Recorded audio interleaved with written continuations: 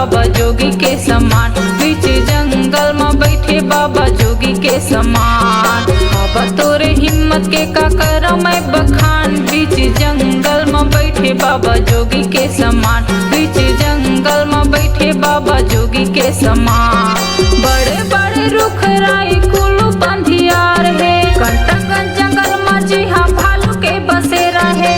बड़े बड़े रुख राई कुलू बंधियार है। कंटकगंज जंगल में जी हाँ भालू के बसेरा है। बाबा तोरे हिम्मत के का करौ मैं बखान। बीच जंगल में बैठे बाबा जोगी के समान। बीच जंगल में बैठे बाबा जोगी के समान। बाबा तोरे हिम्मत के का करौ मैं बखान। बीच जंगल में बैठे बाबा जोगी के समान। बीच जंगल में बैठे बाबा जोगी के समान।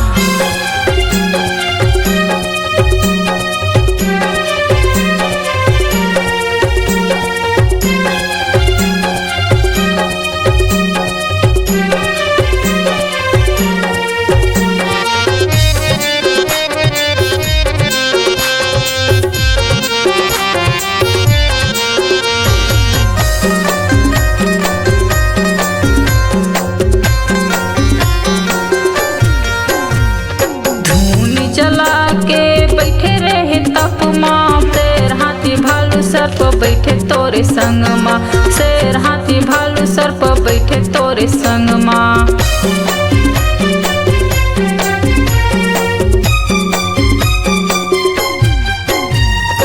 ऐसन बाबा है महान। जोड़ा जोड़ा बने जेकर जैत खाम। जोड़ा जोड़ा बने जेकर जैत खाम। बाबा के महिमा होए जय जयकार। सुनला बाबा साहेब विनती हमार। सुनला गुरु बाबा विनती हमार। 6 महीना हमारे सफरला खुदवाए है। अपन महिमा लोहा जमाए है। 6 महीना हमारे सफरला खुदवाए है। अपन महिमा लोहा जमाए है। बाबा तोरे हिम्मत के का करौ मैं बखान। बीच जंगल में बैठे बाबा जोगी के समान। बीच जंगल में बैठे बाबा जोगी के समान।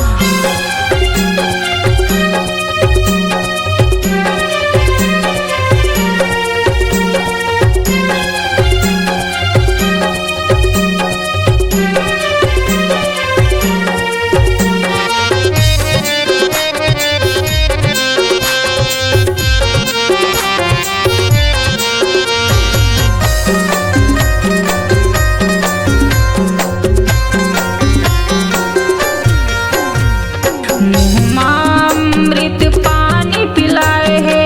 मरे सपुराला ओ हजिलाए है। मरे सपुराला ओ हजिलाए है।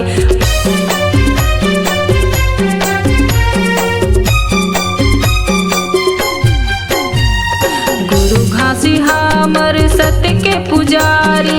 कैसे बताओ भैया नो है लबारी। कैसे बताओ भैया नो है लबारी। रखत हवा बाबा फूल तोरे चरण माँ। ले लेते बाबा तहा अपन शरण माँ। रखत हवा बाबा फूल तोरे चरण माँ। ले लेते बाबा तहा अपन शरण माँ। बाबा तोरे हिम्मत के का करौ मैं बखान। बीच जंगल में बैठे बाबा जोगी के समान। बीच जंगल में बैठे बाबा जोगी के समान। बाबा तोरे हिम्मत के का करौ मैं बखान। बीच जंगल में बैठे बाबा जोगी के समान। बीच जंगल में बैठे बाबा जोगी के समान। बाबा तोरे हिम्मत के का करौ मैं बखान। बीच जंगल में बैठे बाबा जोगी के समान।